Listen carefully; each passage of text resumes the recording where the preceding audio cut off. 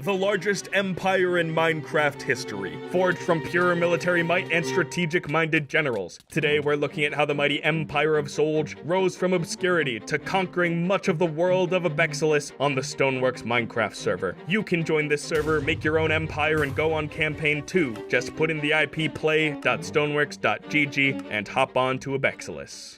The greatest empires of history often start with just one village. This is Soliana, a little Byzantine-style town of sun worshippers that formed from a group of experienced Eldamite players under their leader, Abajon, thriving in the southwest island region of Abexilus. Even though their world was small, their issues and politics felt monumental. A neighboring town called Roland fought and raided them over a land dispute, and their town government suffered instability and a coup. But all of this would change as Soliana militarized into the central powerhouse of this region. Most Minecraft histories tend to focus on the nation borders and the populated communities of Abexilus, but true military power comes from the mercenary groups. At this point, there was a group called Ocular, which was headed by a Solianan player named Sinister Asp. Players would gather together from all around the world, from Soliana to the faraway friendly nations of Halj and Sakhria, to fight as a trained and cohesive army for their allies, or for whomever paid them the most. As the diverse mercenaries of Ocular fought hired wars all around the world, they grew rich and prosperous, and their nations benefited from the strength, protection, and money that their mercenary citizens brought in. This is the first step to building a militaristic expansionist empire. Actually have a good military. Be good at PvP, or at least, be good friends with a mercenary group. As the states in this region began to grow larger and stronger, there arose the first real power on the continent's mainland. A nation with a strong mercenary group called Skellige created a diplomatic alliance of several states called the Halen League. If you've seen my video on the Minecraft Crusader states, then you might recognize this. This organization let the dominant Skelligans exercise a bit of power over the entire continent, and they even went so far as to consider fusing it into a big union under their control. That is, until one small incident started an explosive chain reaction. The little country of Galadon, a member of the Halen League and neighbor to Soliana, settled a town in their territory and claimed it as theirs. This began an argument that escalated into Skellige's intervention, Soliana refusing to be subject to the League's mediation, and both sides preparing for war.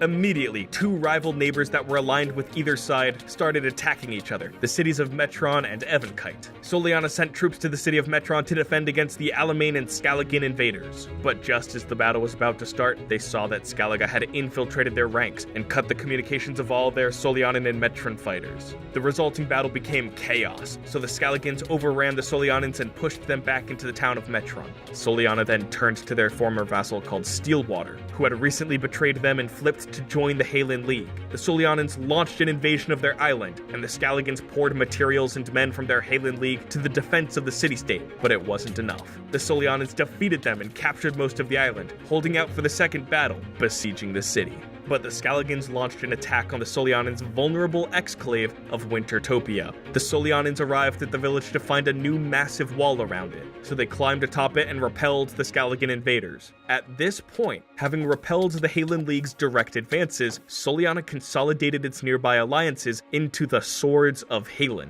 Skellige pushed the Halen League to increase their production for weapons and armor in the war, but they were all becoming burnt out and demotivated at these losses. The Halen League nations of Leyden and Avadora even switched sides to join the favored Solianans. With the League cracking under this pressure and the Skelligans having lost their momentum and war supplies, the Solianans and their allies planned an audacious offensive, where they would blitz forward on all three fronts on the same day. The Solianans marched into the terracotta city of Evankite and crushed the resistance there. They assaulted the heavily fortified city-state of Steelwater, penetrating their defenses and taking the city, and they counterattacked out of Wintertopia to Skellige's castle of Fort Heston, blowing through the walls and occupying it to take Skellige's entire western flank, directly threatening their heartland.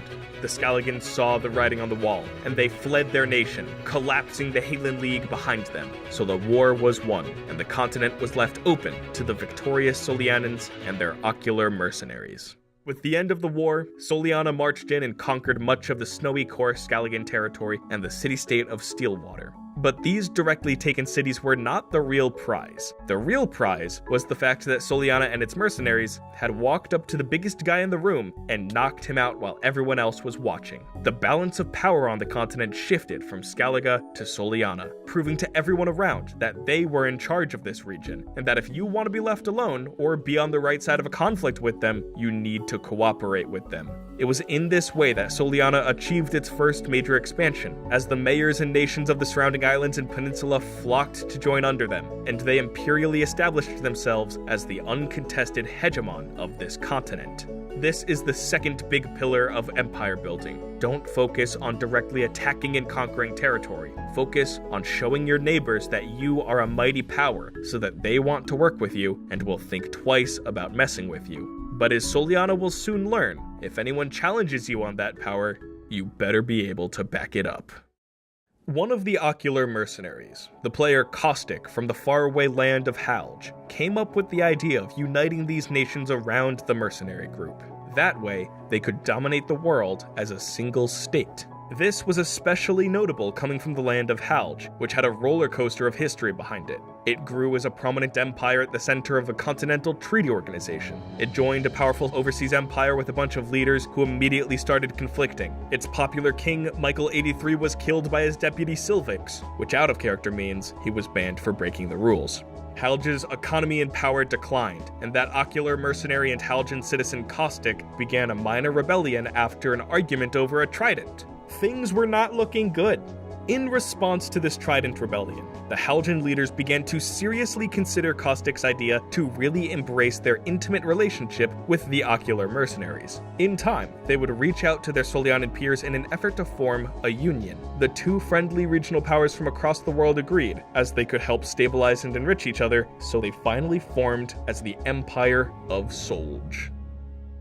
This shows the third pillar of empire building. Events will continuously destabilize and imperil other groups around you, and if you have a good relationship with them, they will join up with you. All you have to do is be patient, be friendly, and take the opportunity when it arises. This is the most important pillar if you just want territory.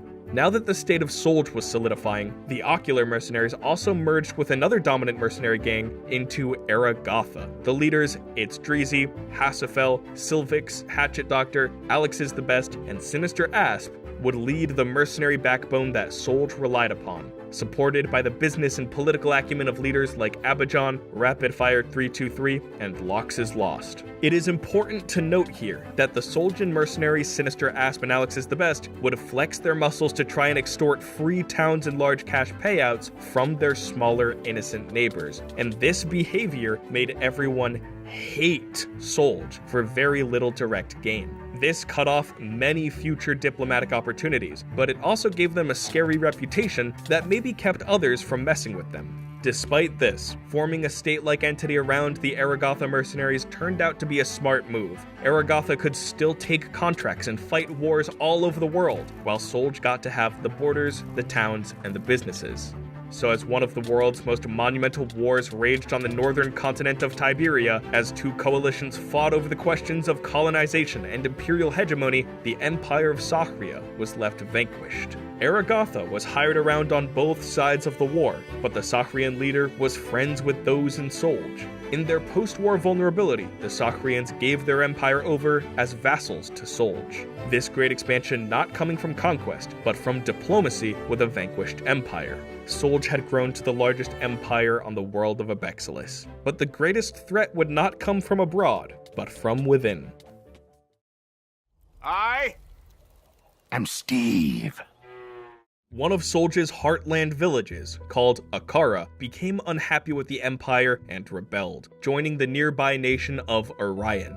Solge marched its armies out to Akara in preparation to attack it with overwhelming force, and there they saw the soldiers of a rival mercenary gang called Paragon, as well as those of their satellite nation of Valendor. With this mercenary intervention, the war would grow to become massively destructive. The rebel helping nation of Orion got frightened by this and backed off of Akara, reorganizing itself and joining as a satellite state to the Paragon mercenaries. While the Paragon threat to the region seemed to be growing in size, the rebellion was put to rest without any fighting. these events made clear to Solj that they needed to stabilize and secure their core southwestern territories, so their next move was to finally attack and annex their old neighbor that had been a thorn in their side, the town of Roland. Roland had joined the nearby nation of Thalor, which refused to give up their exclave to the Empire. Solj planned an invasion into the mainland of Thalor, but it soon became apparent that the Paragon mercenaries and its satellite nation of Valandor were again coming to the aid of their enemies on the home front. Thalor was so reliant upon them for their defense that they even merged into the nation of Valandor. So Solj changed their plan. Instead, they would strike directly at the heart of Valandor, sailing to the faraway island of Jschlatt to destroy their homeland. The invading Solj army convinced a few of the island areas to rebel before they trekked up the Mesa Mountains and attacked the mining town of Azarax. Valandor had not yet finished setting up their home defenses and were outnumbered by the Soljan army, so Azarax was beaten and brutalized in the battle. Many Valandor leaders fled the home island, including the mayor of the capital, who in his resentment unclaimed the entire town for Solj to immediately march upon and annex. So, with just this one decisive battle in the minor mountain town, Solj had broken the kingdom of Valandor, frightened its citizens into rebellion and exile, and annexed its core territory. This is yet another tactic to empire building. Target the most powerful people on the other side, and their weaker followers will get the message. Now, after having fought the mercenary group of Paragon in several hired contract battles, in the toxic chats and Discord servers, and directly fighting over Valandor, things had become different. These two mercenary groups were now directly pitted against each other. They had grown too massive to share global military hegemony. So Solj and their mercenaries planned to strike at them directly, in an attempt to take revenge and destroy the most powerful mercenary gang in the world. Aragatha eyed the personal holdings of Paragon's leaders, and they decided upon the desert area of Saint-Tier, a flat sandscape bisected by a great bedrock wall, hosting a single tower and a small seaside villa owned by the Paragon leader, Undai. So they declared war upon this property. The Aragathans soon marched into an ill-prepared and under-fortified town. There were workers digging the massive trenches and holes for the upcoming fights. The guards and scattered soldiers there couldn't put up a proper defense, so they tried to hold the Aragathan mercenaries back, but as their gear and armor broke from the fighting, they were pushed back and slaughtered. The Aragathans disrupted the Paragon war preparations and scouted out the land, but ultimately left after this first minor battle. The preparing Paragonites drew in their armies from far and near for the upcoming defense of Saint-Tier. As Solj and Aragatha gathered war supplies and allies for the decisive invasion. As they prepared, Aragatha gave a crash course to their allies on how to fight a war on Abexilus.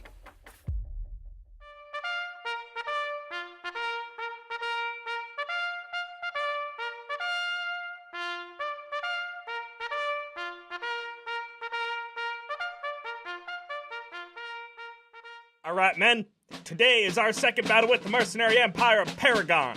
Here's what we've done so far, and how we will secure victory for our people on the field of battle.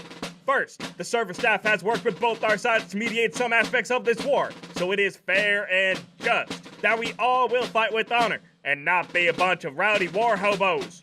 Now take a look at the objective of Saint-Tier. It is surrounded by large trenches called ganks. These are the ultimate defenses on the battlefield, as there are no obsidian bunkers or lava bases here on Abexilus. Do not fall into these ganks during battle, or you will die and lose your kits. Your armor, weapons, cobwebs, pearls, and super exceptionally strong artisan secret brewed potions are all expensive. In the heat of battle, you will use your potions, and you will break your armor. It is vital then that you teleport as needed to our underground repot station, where the handy workers will rush to resupply you with fresh potions and armor, so you can be well supplied on the battlefield and kill more Paragon scum.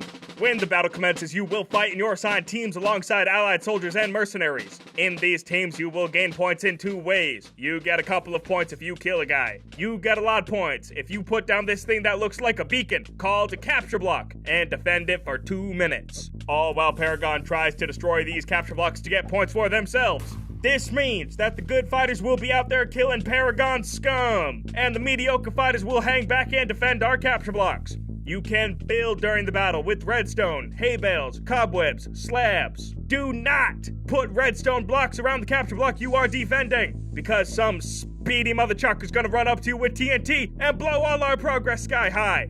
If that happens, you will break the TNT, you will yank it off the cap with a fishing rod, or if necessary, you will drop an anvil on top of it. And do not let the Paragon scum swarm around your cap block, because it will diminish our progress. There are more tactics if in a cave or some joker spawns an Elder Guardian nearby, but do not worry about those today. Your task is simple. Stay alive, kill Paragon soldiers, defend our cap blocks, and do not get in trouble for breaking the rules. This is our second battle here. If we win this handily, this wasteland is ours to conquer and annex, and the pathetic scum of Paragon will slouch away in dishonor and defeat. But if they win, they will come for you in a fiery rampage over all your little farms, your girlies and jodies in your bed. This is why Solj has never lost and will never lose a war, because the very thought of losing is hateful to Solj.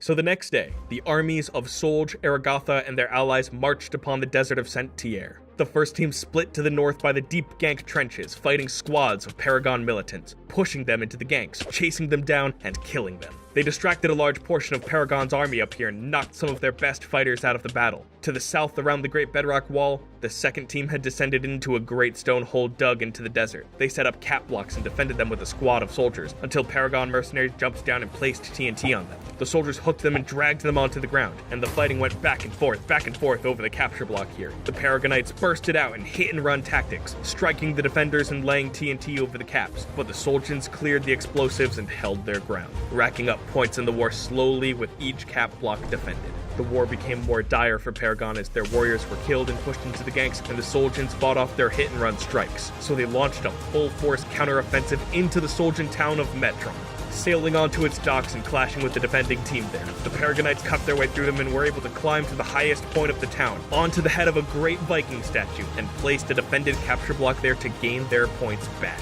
The Soljan armies followed them to the town and climbed up to them, where a great melee took place on top of the statue of the final capture block. The Paragon warriors pushed them back and held their ground, successfully defending the capture block to get these points on the battlefield. But as the fight around the statue continued into the final minutes of the war, the Aragothan leader Sinister Asp circled the cap in the air, flying with his elytra, and snuck up behind the defending mercenaries to knock them off the statue, their gear exploding on the ground on impact, enabling the Soljan army to climb up the statue and mine out the final capture block.